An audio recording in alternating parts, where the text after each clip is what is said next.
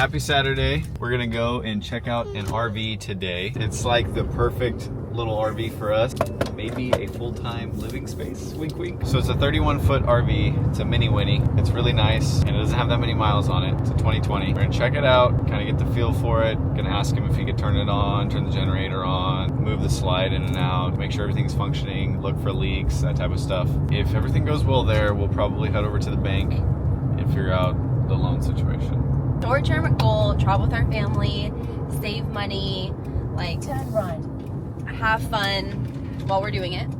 Absolutely. Long-term goal is save for a house and be able to have financial freedom. Yes. For our kids, to set up our family for success.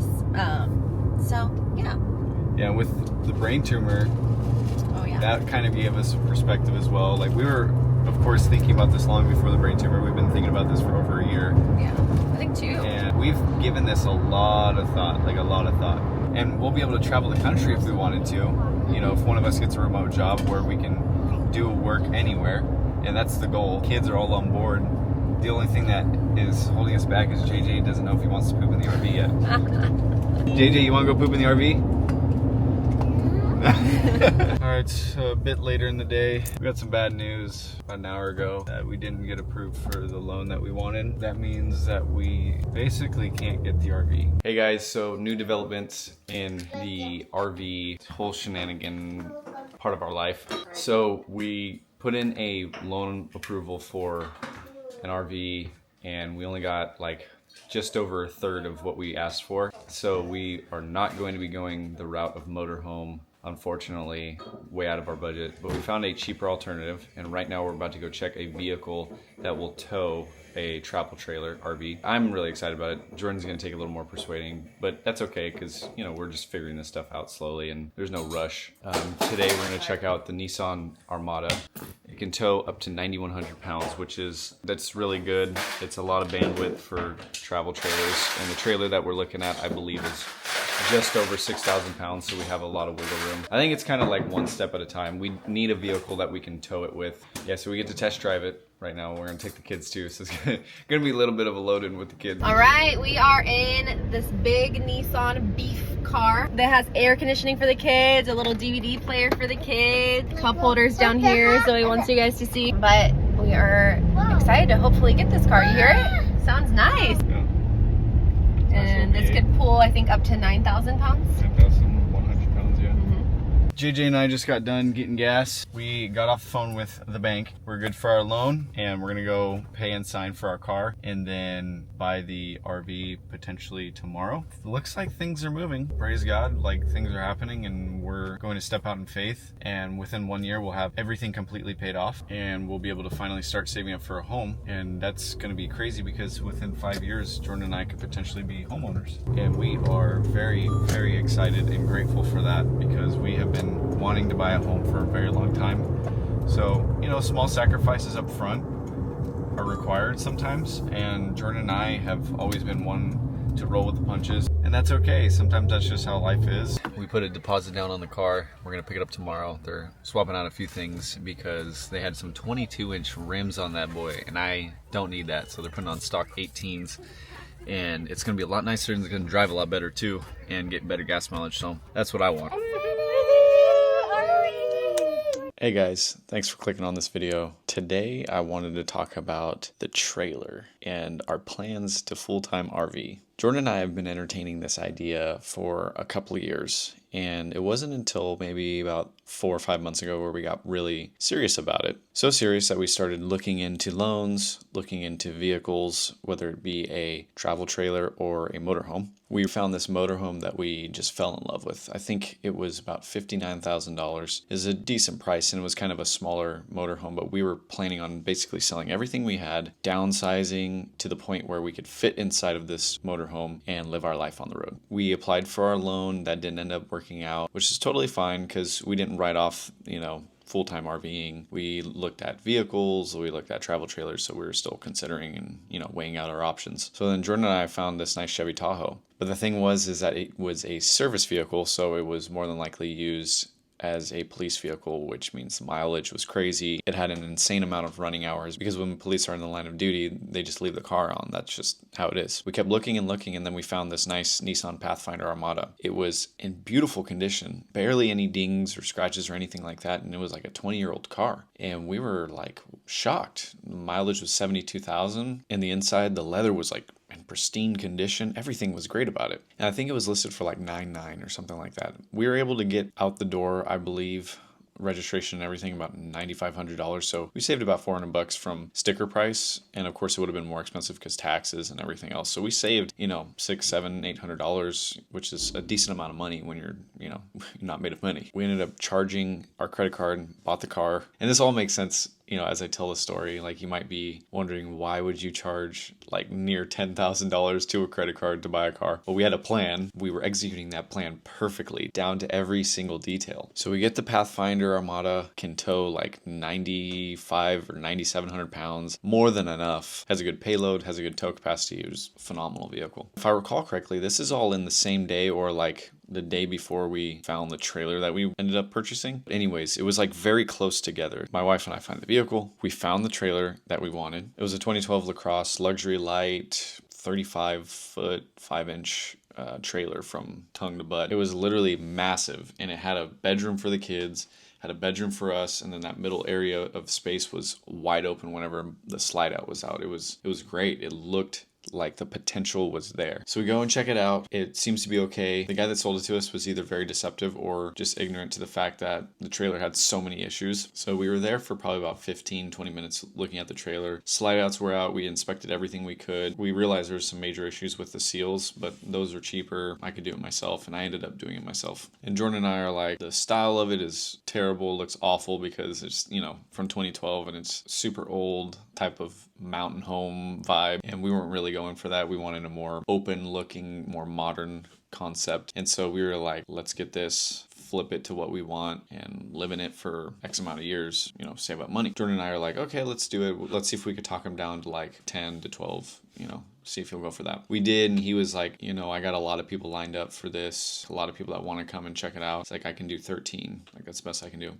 And before I could get a word out, Jordan was like, we'll do it. And so I was like, all right, let's do it. Shook on it. I gave him everything that I had on me at the moment, which was $3,000. I went to the bank to get more. And in total, we ended up paying $13,000. And part of that was a loan. So again, going back, you're like, why are you taking out loans and using your credit card to get the car and the trailer? Well, the reason being was because we were going to full-time condense everything we had down to just the bare minimum, live in the trailer for up to 5 years, paying off all of our debt, all of Jordan's school debt, all of the vehicle and trailer debt. Those were the only debts we had. We had no debt other than that. And the idea was to pay off all those debts in 1 year because we already had a little bit of cash in hand. We're going to save a lot of money, like thousands of dollars, not paying rent. There were certain bills that we had, rent, utilities, other things like that, that were totaling up to about $2,000 a month. So I figured, that's $24,000 a year. I could pay off this vehicle and trailer in 18 months, but my goal is to do it in a year. And then after that, everything we make on there, we're planning on saving $24,000 every year. So, at the end of 4 years, that's almost $100,000. We were like, let's try to go and get a home after 4 years of being completely debt free. And we understood that there might be some issues. There might be a tire blowout where we have to fix this and fix that, or there might be a leak. We might have to pull away from saving $2,000 a month. And we understood that. We were okay with that. And that's the route we chose to do. So Jordan and I get in and we start getting into this RV, pulling things out, making it what we want it to be. We ran into a few things that were very disheartening. First thing was the floor. Once we got it where we had parked it and where we were going to store it for the meantime of working on it, slide outs go out, start walking, soft spots on the floor. We're like, what is going on? Like, he didn't say anything about this, or we didn't recognize it because, again, this is our first RV. We didn't realize there would be soft spots where the floor is literally dipping down. It was quite insane, to be honest, because when you walked on it, like you could be a 30-pound child and you would see it go down. That was kind of terrifying. But the reason why is, long story short, there needed to be support underneath, and with these luxury lights, they cut corners and they don't support the bottom very well because, you know, manufacturers trying to make money, save money, make a profit. That's their thing. So then we get the soft spots worked out, and that costs so much money because of the labor. So now we have an extra nearly $3,000 put into this stinking trailer, and I'm like, oh, I'm so over this. I want to be done with it. And keep in mind, like, we're buying things to renovate this trailer, make it what we want, and we're doing everything we can to cut costs but not cut corners. So we do everything right on our end, get things going. So floor starts getting fixed, we start pulling things out, we're pulling wallpaper, we're removing flooring, we're removing old doors, all the old molding, stuff that doesn't look good anymore. And then we start putting in things that we want, new molding, get primer on the wall. And the primer was a disaster. It was terrible because the walls are very thin plywood layered with a vinyl. So trying to paint vinyl it's insane. The paint just drips down. It doesn't even stick. And so I was there hours and hours. I'm not exaggerating. Just hours upon hours, just painting. Probably spent $100 just on primer, just to paint half the trailer and for it not to look good and for me to have to go buy more primer.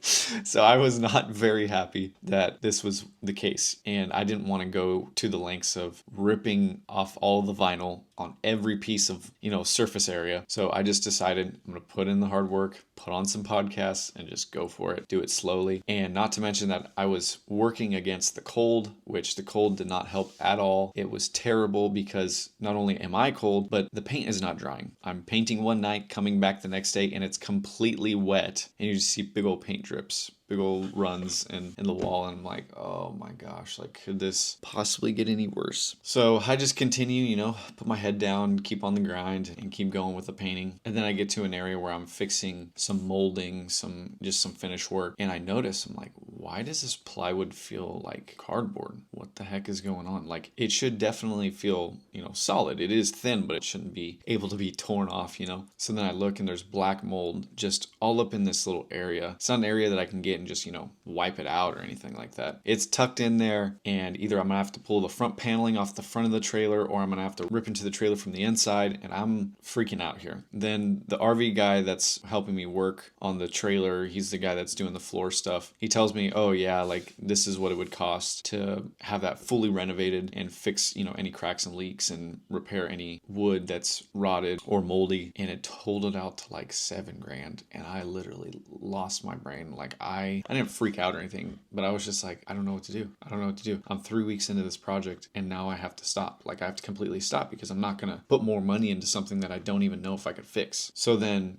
I talked to Jordan, and she's like, we're done. And I'm like, we're done. I'm not doing anything else. At least not until this gets fixed. And then all of a sudden I'm like, I'm not going to do this. I'm not going to do this anymore. I'm not going to put myself in this predicament anymore, because I'm telling you, I was spending every single day for 3 weeks. I didn't take any days off. I spent majority of my time at the trailer, and then the other was packing and selling everything we owned. And that's another thing. We literally had no more furniture. There were no beds. There was no table. There was no storage. Everything was on the floor or in boxes. My kids are sleeping on mattresses on the floor. And I'm sitting here running out of money. I have nothing in the current home that I live in. And I have a trailer that I was supposed to move into in a month. And it's completely... It's totaled in a sense. So I text the guy, previous owner, and I'm like, hey, did you know about this? Were you trying to sell me something that you knew was messed up, you know, to get rid of it? And of course he denied it, basically said that I was destroying the RV, and basically it was my fault. And I told him, I was like, I've had the trailer for 3 weeks. It's rained one time yesterday. And I told him there's no way that water caused this mold growth in the time that I've had it. I spoke to a buddy that did restoration work as a job. He did mold removal, stuff like that. He's like, yeah, no, there's no way that you were the cause of the mold growth. Like, that wasn't you guys. It takes time to grow that. I was thinking exactly, like, I didn't do this.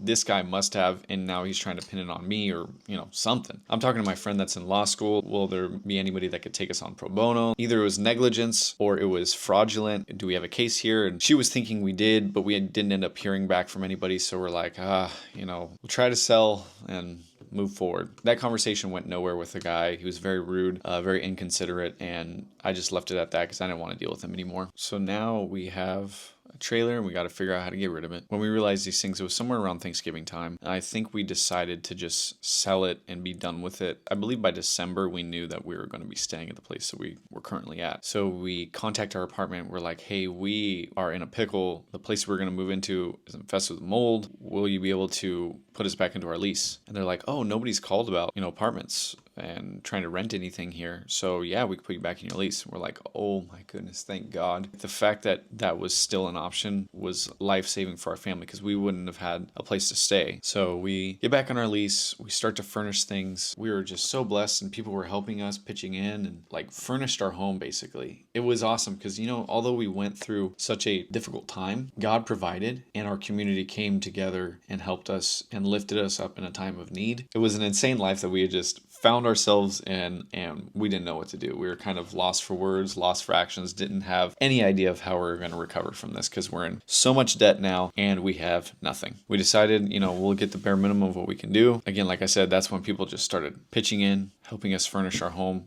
And it was quite literally a Christmas miracle. We just felt really loved and cherished. And this is, coming off the backs of Jordan just having brain surgery in October. Zoe ended up breaking her arm early November. And in the midst of all that, I end up totaling our car, unfortunately, losing control on the freeway on our way home from a trip. And it was kind of like the cherry on top of things. We're already going through all this hell and life is happening. Seems like people around us, people that are involved in our lives on social media are, kind of not being very courteous, not being very nice. And it hurts, because we're going through all these hardships and people are saying we're using people. People are hurling accusations at us like we're out here baiting and trying to get people to feel bad for us. But if you look at what we post about our life, of course there's going to be hardships with that, but people aren't used to seeing that side on Instagram because everything is just so picture perfect on Instagram and YouTube and whatnot. There's always exceptions to the rule. But generally speaking, Instagram, TikTok, Facebook, it's all a highlight reel. It's all the highs. And so when people see that, people view that as, oh, you're just, you're fishing for likes or for money or whatever. And that truly wasn't what we wanted to do. Like if I could go back, I would not do any of it, Like I would not go and purchase any of those things, the car, the trailer. I would not make the decision of driving in the rain. I would not do any of those things. But it's how life unfolded. And like I said before, fortunately, we had people in our lives that cared about us and that wanted to see us succeed, and they helped us. And for that, I'm forever grateful because without you guys and the people that helped us, we wouldn't be able to be in the position we are now. So the car crash was December 14th. We ended up selling everything we could off the vehicle and then selling the vehicle, whatever was left, to pick and pull. And that was a blessing to just get rid of it, get it out of our sights because it, of course, gave us a lot of PTSD. I ended up making a post about it on Instagram, and unfortunately I had a couple of comments that were kind of like telling us that we were being dramatic. But when you lose control of a car and then all you see is a cement wall and you can't do anything about it, you can't slow down, you can't turn away, you just have to brace yourself. To me, I don't find that as dramatic. I was thankful to God for my life and I posted about it. And I'll keep posting about God saving me from things because that's just what God does. That's what Jesus has done for me. And He's done for so many other people. And for me, I don't feel like that was dramatic. That was a pivotal moment in my life where I had a life lesson and me and my family were spared. My kids had little to no injuries. Jordan had a broken sternum and pain throughout her body. For me, I had bruised ribs and a sprained shoulder. And I would say today I'm mostly okay. Periodically, I have some terrible pain, but in general, I'm able to get back to do what I normally do. So in the midst of all that, Christmas happens. It's a great time. And then the first of the year comes and we're looking to really sell this trailer. So we end up finding a buyer. They're really serious. We come up with a contract. We are to the T, as specific as we can be with everything we know that is wrong with the trailer. We let them know about previous leaks that the previous owner said they were fixed, but they weren't. We let them know that we had a professional RV business come out and fix the floors. We let them know everything we could up front, came up with a contract. We both signed it, understanding that we disclosed everything we could and we were not trying to be fraudulent in any type of way, and we were selling in an as-is condition. So had a contract, had a bill of sale, sent him the pink slip, and now as of the 16th of January, we are completely disconnected, don't have anything to do with that travel trailer. And for us, it's a blessing, and for the new owner, it's a major blessing, because this is basically what they were wanting to do, get this trailer and renovate it. Same as us, but the thing is, they were able to manage renovations. So I am grateful to God that we are done with that. And just a quick little testimony, we had a major blessing, a major financial blessing a few weeks ago, and it blew my mind. God used this financial blessing to pull Jordan and I out of this despair that we were in. Because, we were able to live in a furnished home, people took care of us, but the thing was that we still didn't have any money to pay off whatever it was that we used and accumulated as in debt. But God pulled through. He did only what God can do. Right now in my life, as of Wednesday, January 29th at 4:28 p.m., I feel blessed. I'm here with my family. I know there's hardships that happen in life. I know that I will experience and face more hardships. But God knows that we went through this season to strengthen us, strengthen our walk with Him, and to weed out the things that we didn't need. And we really realize that. And we realize that our community that we have been a part of and that God has allowed us to build has more love than hate. And we're just very grateful for that. Again, thank you so much for watching. We really appreciate you guys tuning in. I hope you guys enjoyed this video. I definitely enjoy it being over this season. So I'm happy to be able to share these things because it's a testimony of what God can do. He can turn our sorrow into joy. He turned our hardship into a blessing. We were able to get out of that, make a little bit of money off of it, and then somebody was financially stable enough to bless us to the point where Jordan and I are getting back on our feet and we're starting to do well. Life is challenging still, but when is it not? Even if you had all the money in the world, life is still hard. We're realizing every day how much we need God, how much we rely on Him as a source of peace, ultimately salvation and everything. And again, life's hard, but I'm so glad that God put people in our path to walk with us and to bless us in our time of need. And I just can't wait to be able to return that to those around me whenever they need me, because I know what God did for me and I know what they did for me and my family, of course. But again, thank you. Thank you so much for watching. I'm hoping to get another video out pretty soon, and that video should be on Jordan's brain surgery. I know that happened at the beginning of October. It's long overdue, but with life and everything I just told you, that's kind of why we didn't. And we wanted to give you guys an update of why things were kind of looking the way they were looking, and we're excited to be able to, again, be done with that season, that chapter of life, move forward, and we're excited to share these things with you guys. So thanks for watching.